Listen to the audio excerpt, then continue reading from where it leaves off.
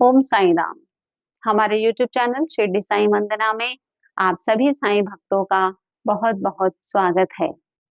आज हम आप सबके साथ साईं बाबा जी की भक्ति से जुड़े एक ऐसे अनुभव को शेयर करने वाले हैं, जिस पर भरोसा कर पाना तो थोड़ा मुश्किल है, लेकिन जो भक्त बाबा को दिल से चाहते हैं, उनकी भक्ति करते हैं और पल-पल उन्हें अपने जीवन में महसूस करते हैं, वो इस बात पर भी ज़रूर विश्वास करते होंगे कि बाबा जी के लिए कुछ भी असंभव नहीं है, क्योंकि हमारी सोच जिस सीमा तक खत्म होती है, बाबा के चमत्कारों की सीमा वहाँ से शुरू होती है।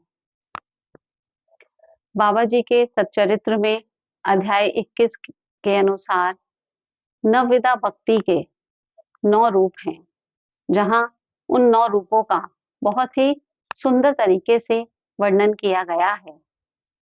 अध्याय 42 के अनुसार श्रीमद् भागवत के स्कंद 11 अध्याय 10 श्लोक 6 में भी भक्ति के 9 लक्षणों का वर्णन किया गया है और जो भक्त अपने अंदर इन 9 रूपों को, भक्ति के इन 9 लक्षणों को आत्मसात कर लेते हैं, तो श्री हरि की कृपा उन पर होना बहुत ही मामूली सी बात है। आपको याद होगा, मैंने अपनी पिछली वीडियो में आप सबके साथ अपना एक अनुभव शेयर किया था। वो अनुभव मेरा इस अनुभव के साथ जुड़ा हुआ है। एक्चुअली 22 जनवरी 2022 की बात है। मैंने आप सबको बताया था कि मैंने सपने में साईं बाबा जी को देखा था और उस सपने में बाबा जी ने मुझे मेहर बाबा के पास जाने के लिए कहा था। उसी सपने के दौरान बाबा जी ने मुझे अपनी झोली में से निकाल कर 2 बार सिक्के दिए थे और जब बाबा ने मुझे वो सिक्के दिए, तो मैंने उन सिक्कों को देखा नहीं था। मैंने उन सिक्कों को बाबा से लेकर अपने हाथ में इस तरीके से पकड़ लिया था और जब बाबा ने मुझे दूसरी बार सिक्के निकाल के दिए, तो भी मैं बाबा की तरफ देखती रही और मैंने उन सिक्कों की तरफ नहीं देखा था और बाबा ने दोबारा जब वो सिक्के मुझे दिए, तो मैंने बाबा से वो लेके और अपने हाथ में इसी तरीके से बंद कर लिए। अब उस सपने के दौरान बाबा ने मुझे बोला कि तुम ये सिक्के अपने घर ले जाओ और इनकी रोज पूजा किया करना। मैं उस सपने में ही उन सिक्कों को लेके अपने घर आ गई और जब मैं उन्हें अपने मंदिर में रख रही थी, तो उसकी एडजस्टमेंट करते-करते ही मेरी नींद खुल गई थी। ये बात थी 22 जनवरी 2022 की। इसके बाद जो मेरा ये अनुभव था, ये मैंने आप सबके साथ शेयर किया था 24 मार्च 2022 को। अब उसके ठीक करीब 1 साल के बाद, मतलब 7 मार्च 2023 की ये बात है, होलिका दहन का दिन था। सभी जानते हैं, होलिका दहन एक ऐसा शुभ दिन है, जिस दिन भगवान ने अपने भक्त के विश्वास की लाज रखी थी। श्री नारायण भगवान ने अपने प्रिय भक्त प्रहलाद को उनकी भक्ति का तोहफा दिया था, क्योंकि वो स्वयं उनके लिए आके प्रकट हो गए थे और उनके जीवन की रक्षा की थी। तो होलिका दहन का दिन था और शाम का करीब 7:30 बजे का समय था। मैं मेरे घर पर ही अपना काम कर रही थी।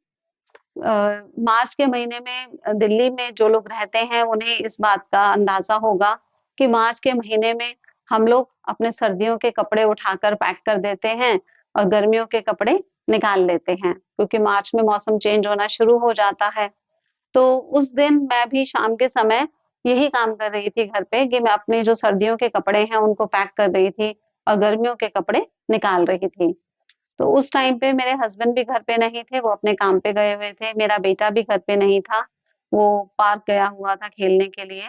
तो शाम को मैं मतलब अपनी सभी की अलमारियों में कपड़े रख रही थी। तो जब मेरे खुद के कपड़े रखने की बारी आई, तो 7:30 के आसपास का टाइम था। मैंने जो अलमारी में ऊपर वाला पोर्शन होता है, वहाँ पे वहाँ से मतलब गर्मियों के कपड़े नीचे निकाले और उसको खाली कर दिया। अब जब मैंने उस जगह को खाली किया ताकि मैं सर्दियों के कपड़े सब पैक करके और उन्हें ऊपर शिफ्ट कर दूँ, तो मैंने एक कपड़ा लिया और मैं कपड़ा लेके उस शेल्फ को साफ करने लगी, जो कि मैं हमेशा करती थी, कि जब कपड़े निकालते हैं या रखते हैं तो हम उसकी सफाई एक बार ज़रूर करते हैं। तो मैं कपड़ा लेकर उस शेल्फ को ऊपर से साफ करने लगी। तो जब जैसे ही मैंने उस शेल्फ के बीच में हाथ मारा मतलब कपड़े से साफ करने लगी, तो अचानक से एक छोटा-सा कागज़ का लिफाफा आप मेरे थंबनेल पे या मेरे अभी ये जो फ़ोटो मैंने यहाँ लगाया है, इसमें आप देख सकते हैं, वो छोटा-सा लिफाफा मेरे ऊपर आके गिरा। तो जैसे ही मैंने उसको पकड़ा और मैंने देखा कि ये क्या है, तो मैंने उसको खोला, तो उसके अंदर से ये ₹9 के सिक्के निकले और जैसे ही मैंने उन सिक्कों को देखा, अचानक मेरे मन में सीधा एक ही ख़्याल आया कि बाबा, आपने मुझे वो सिक्के कागज़ में लपेट के दिए थे ना, तो क्या ये वही सिक्के हैं? और बस मैं अपने मन में इस बात को सोचने लगी और मैं एकदम स्तब्ध रह गई कि ये सिक्के मेरी अलमारी में कहाँ से आए? क्योंकि हम मतलब हमारे घर में सबकी अलग-अलग अलमारी है, मेरे बेटे की अलग है, हस्बैंड की अलग है, मेरी अलग है और मदर इन लॉ की अलग है। तो मैं सबके ही कपड़े मैं ही सेट करती हूँ, सबके निकालना, रखना और मतलब मेरी शादी को उस समय 2023 में 13 साल हो चुके थे और 13 साल से ये काम मैं ही कर रही हूँ कि सबके कपड़े निकालती हूँ, फिर रखती हूँ और इवन मेरी अलमारी में कोई भी चीज़ रखने या निकालने से पहले मतलब मेरे हस्बैंड मुझे जैसे बोल देते हैं कि हाँ, मैं ये रख रहा हूँ या निकाल रहा हूँ, मैं भी उनकी अलमारी में कुछ रखती हूँ या निकालती हूँ। कुछ भी ऐसा जो नॉर्मल से हटके हो, तो हम एक-दूसरे से वो डिस्कस करते हैं। तो जब वो सिक्के मेरे ऊपर गिरे और मैंने उनको देखा तो मैं एकदम शॉक्ड रह गई कि ये सिक्के यहाँ कहाँ से आए? और वो भी इतने छोटे से कागज़ के लिफाफे में लिपटे हुए। तो उस समय मतलब मेरे अंदर जो रोमांच हो रहा था, मेरे अंदर जो चल रहा था, मैं वो शब्दों में शायद आपको नहीं बता पाऊँगी। मैं उस समय उसको पकड़ा और मैं जाके बैठ गई। जैसे सारे कपड़े जिस तरीके से फैले हुए थे, पूरा सब मतलब मैंने घर में जो काम कर रही थी, तो पूरा कमरा हमारा पूरा फैला हुआ था और लेकिन मैं उसको एज़ इट इज़ छोड़ के मैं जाके बैठ गई, क्योंकि अगर मैं बैठती नहीं तो शायद मैं चक्कर खा के गिर जाती। क्योंकि मैं ये एक्सेप्ट नहीं कर पा रही थी कि मेरी अलमारी में ये ₹9 कहाँ से आए। तो काफ़ी देर तक तो मैं बैठी रही, सोचती रही और मेरी आँखों से आँसू बहते रहे। मैं नहीं जानती कि वो आँसू क्यों आ रहे थे, क्योंकि मैं रो नहीं रही थी, लेकिन मेरी आँखों से बहने वाला पानी वो रुक नहीं रहा था और मैं उन सिक्कों को हाथ में लिए हुए बस उन्हें देखती जा रही थी। मेरी शादी 2010 में हुई थी। और ये सपना मुझे 2023 में आया था।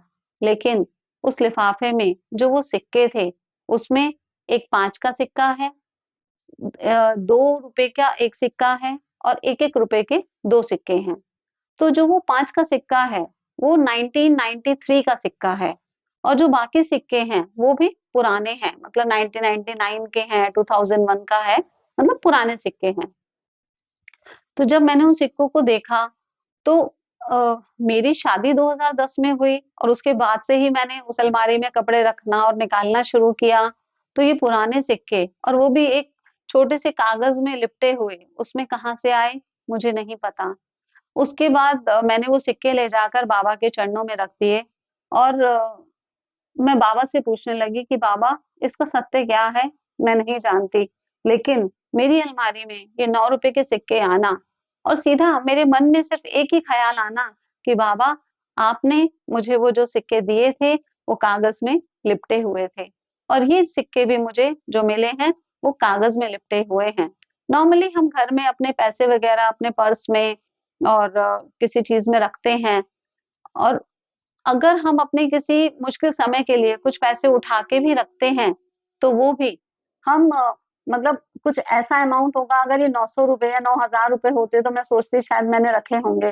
पर ₹9 के सिक्के ये मेरे लिए एक बहुत बड़ा सवाल है। रात को 9:30 के करीब मेरे हस्बैंड घर आए, मैंने उनसे पूछा, मैंने उनको पूछा कि आपने क्या मेरी अलमारी में ये लिफाफा और ये सिक्के रखे थे कभी? तो उन्होंने कहा नहीं, मुझे तो नहीं पता इनके बारे में। फिर मैंने अपनी मदर इन लॉ से भी पूछा, मैंने कहा मम्मी आपने ये रखे थे? उनको भी उसका कोई आइडिया नहीं था, मेरे बेटे को भी कोई आइडिया नहीं था। और उस सबसे बड़ी बात कि हमारे घर में सब सामान को रखना, निकालना, सेट करना ये सब काम मैं ही करती आई हूँ। तो किसी और का वो रखने का मतलब ही नहीं बनता है। इसके बारे में मैंने कई साईं भक्तों से डिस्कस किया, मेरे हस्बैंड से डिस्कस किया और उन सबका यही मानना है।